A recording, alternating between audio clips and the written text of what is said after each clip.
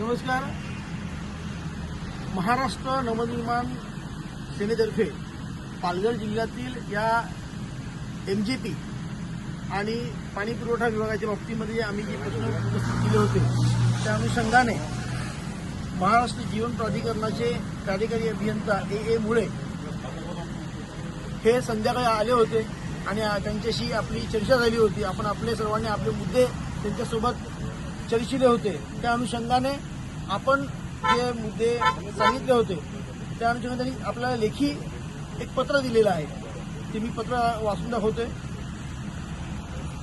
उपरोक्त संदर्भीय विषयाच्या अनुषंगाने मागील 2 वर्ष निधी अभावात पालघर जिल्ह्यात जलजीवन मिशन अंतर्गत 24 प्रादेशिक पाणी पुरवठ्याची कामे बंद असल्याबाबत आपण महाराष्ट्र नवनिर्माण सेनेच्या पदाधिकाऱ्यांसह बेमुदत आमरण उपोषण दिनांक 17/3/2026 रोजी करण्यात आले आहे. उपोषणस्थळी प्रत्यक्ष भेट देऊन आपणाशी चर्चा करण्यात आली असून चर्चेदरम्यान निधी उपलब्धतेची सद्यस्थिती व त्या अनुषंगाने कामाची सद्यस्थिती व इतर उपस्थित मुद्द्यांची माहिती देण्यात आली आहे.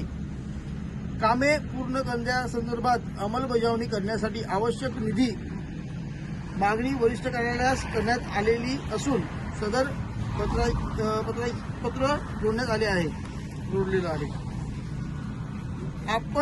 आपणासमवेत चर्चेदरम्यान उपस्थित करण्यात आलेल्या मुद्द्यांची माहिती विस्तृत स्वरूपाची असल्याने पुढील 2 ते 3 दिवसात उपलब्ध करून देण्यात येईल. तरी वरील सर्व बाबींचा विचार करून आपण आपले उपोषण स्थगित करण्यात यावी नम्र विनंती.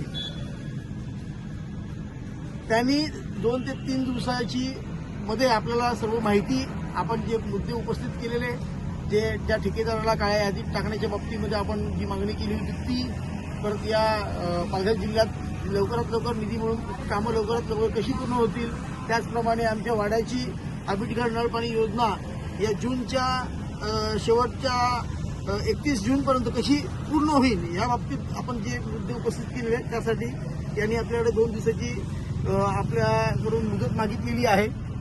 तर या पत्राच्या अनुषंगाने आपण हे आजचं हे उपोषण स्थगित करत आहोत. धन्यवाद.